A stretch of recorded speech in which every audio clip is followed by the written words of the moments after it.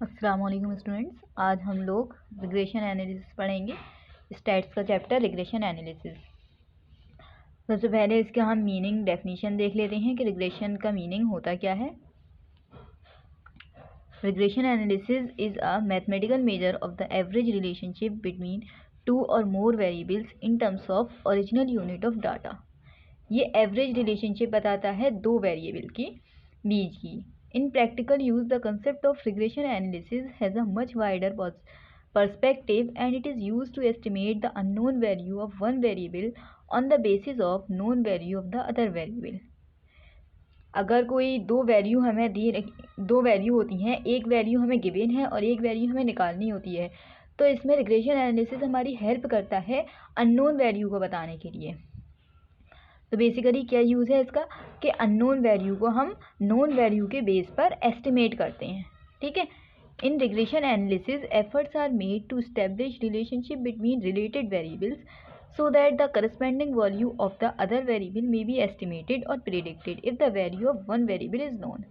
वही बात है कि ये ऐसी रिलेशनशिप बनाता है कि अगर एक वैल्यू अननोन है तो हम उसकी वैल्यू निकाल सकें on the basis of known variable. ठीक है। यूटिलिटी क्या क्या है रिग्रेशन एनालिसिस की। The technique of regression analysis was initiated for the first time in biometrics. सबसे पहले ये बायोमेट्रिक में इसकी टेक्निक को यूज़ करा गया रिग्रेशन एनालिसिस को। But now it has become an important statistical tool almost in all natural and social sciences. और अब ये एक इम्पॉर्टेंट स्टैटिस्टिकल टूल बन गया है रिग्रेशन एनालिसिस, और ये तमाम नेचुरल और सोशल साइंसेज में यूज़ होता है।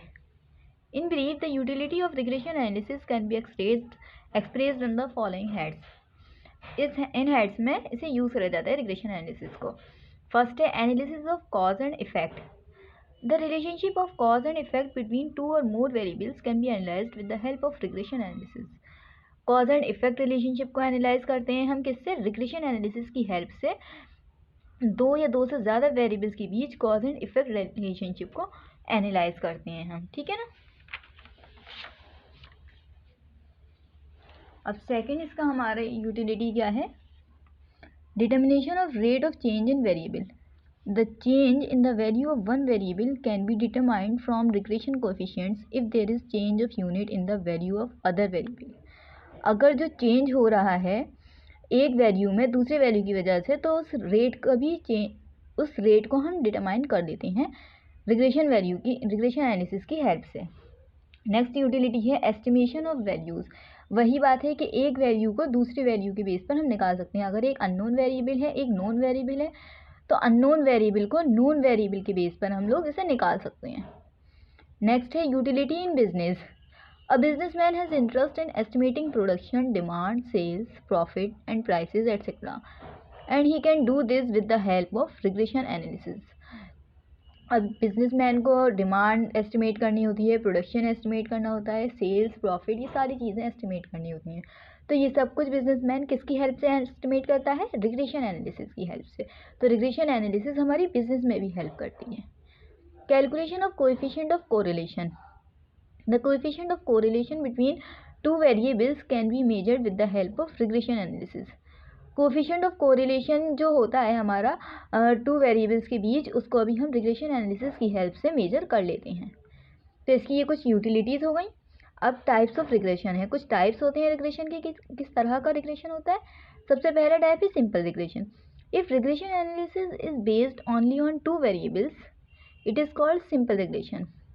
मतलब कि सिर्फ और सिर्फ टू वेरिएबल्स में है। जैसे कि हम पढ़ते हैं ना कि एक वैल्यू अननोन है और दूसरी नोन है, तो उसके बेस पर हम अननोन वैल्यू को निकालते हैं, तो उसे हम सिंपल रिग्रेशन कहते हैं अगर सिर्फ दो वेरिएबल्स के बीच में होता है। Multiple regression. If more than two variables are studied at a time in regression analysis it is known as multiple regression. अगर दो वेरिएबल से ज़्यादा की वैल्यू हम स्टडी कर रहे हैं अपने रिग्रेशन एनालिसिस में, तो उसे हम मल्टीपल रिग्रेशन बोलते हैं। ठीक है। Now linear regression. In case of linear regression, the values of the dependent variable changes at a constant rate for a unit change in the value of the independent variable. This constant change may be in terms of absolute amount or percentage. Linear regression में क्या होता है कि dependent variable changes at a constant rate. जो भी हमारा dependent variable है equation में क्या होता है, एक डिपेंडेंट वेरिएबल होता है, एक इंडिपेंडेंट वेरिएबल होता है, कुछ इस तरह से होती है ना इक्वेशन हमारी, y is equal to a plus b x something.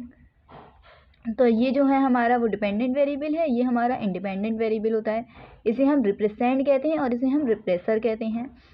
तो इसमें क्या है कि अगर dependent variable changes at a constant rate, ये जो y है हमारा कांस्टेंट रेट से चेंज होगा, तो इसे हम लीनियर रिग्रेशन कहते हैं। ठीक है, अगर कांस्टेंट रेट से, एक ही रेट से चेंज हो रहा है हर बार। कर्वीलिनियर और non linear regression, if the regression line is not a straight line but a smooth curve, regression is termed as curvilinear और नॉन लीनियर रिग्रेशन।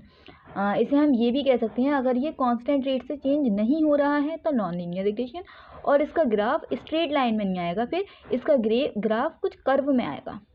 ठीक है, तो इसे हम कर्वीलिनियर कहते हैं। और लीनियर का ग्राफ स्ट्रेट में आता है क्योंकि कांस्टेंट चेंज हो रहा है, कर्वीलिनियर में स्ट्रेट नहीं आएगा क्योंकि इसमें कांस्टेंट चेंज नहीं हो रहा है। आई होप आप लोग को कंसेप्ट समझ में आ गया रिग्रेशन का। Thank you.